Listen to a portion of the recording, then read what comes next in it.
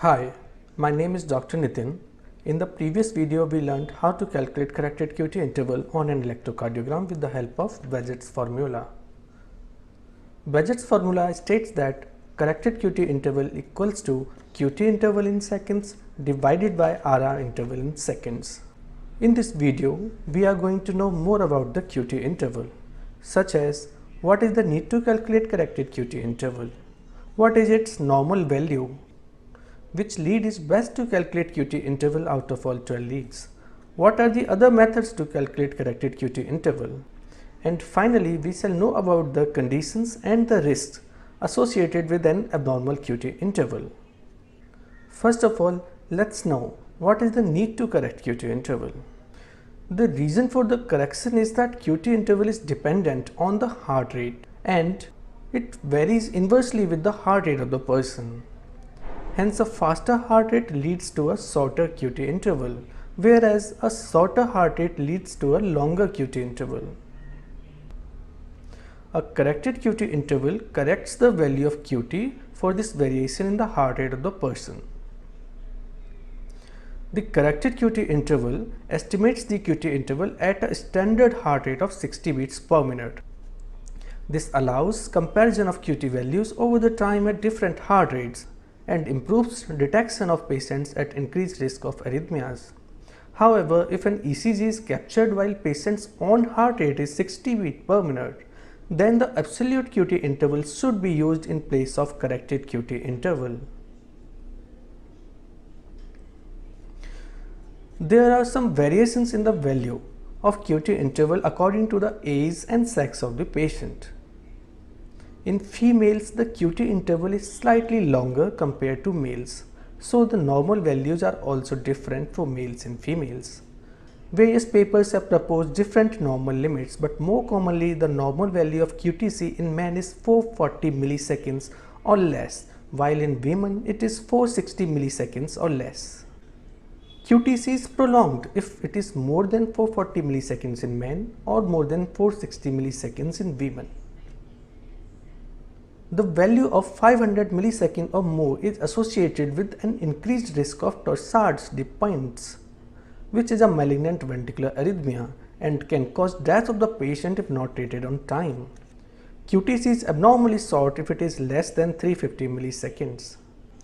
Now let's find out which lead is optimum for calculation of QT interval, as there might be small but finite variations in the QT interval in various leads of the ECG.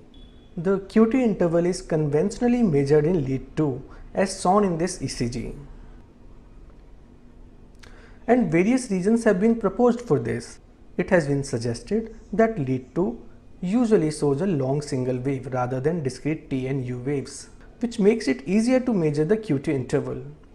Others have suggested that QT interval is usually the longest in lead 2 in individuals without any repolarization abnormality, making it an ideal lead for calculation of QT interval.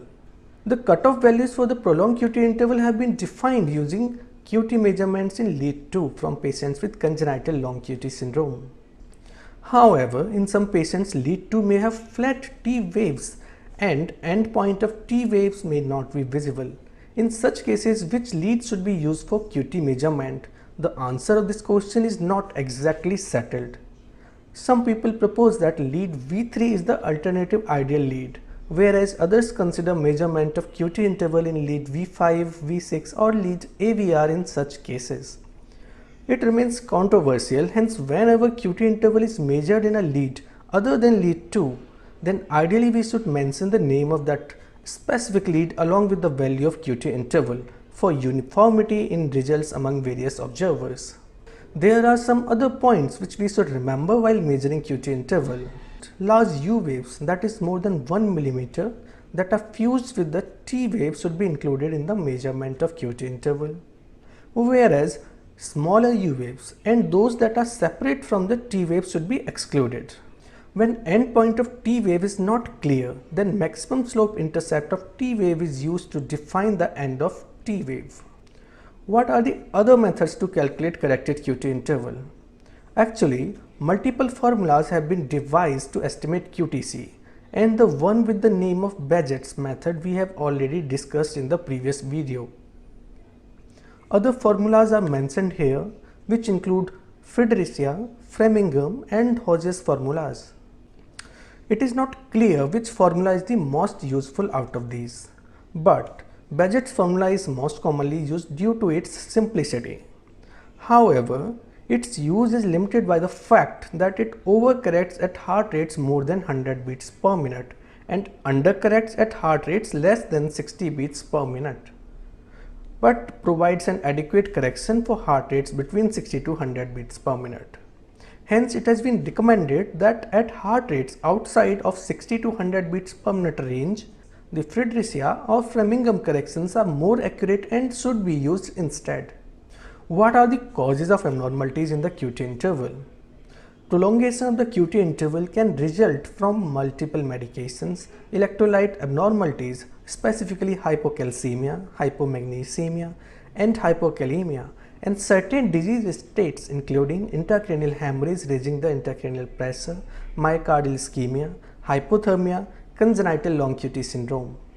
And causes of a short QTC interval include hypercalcemia, congenital short QT syndrome, and the digoxin effect.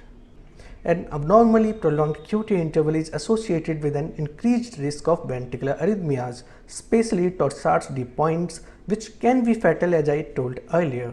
We shall know more about this arrhythmia in subsequent videos.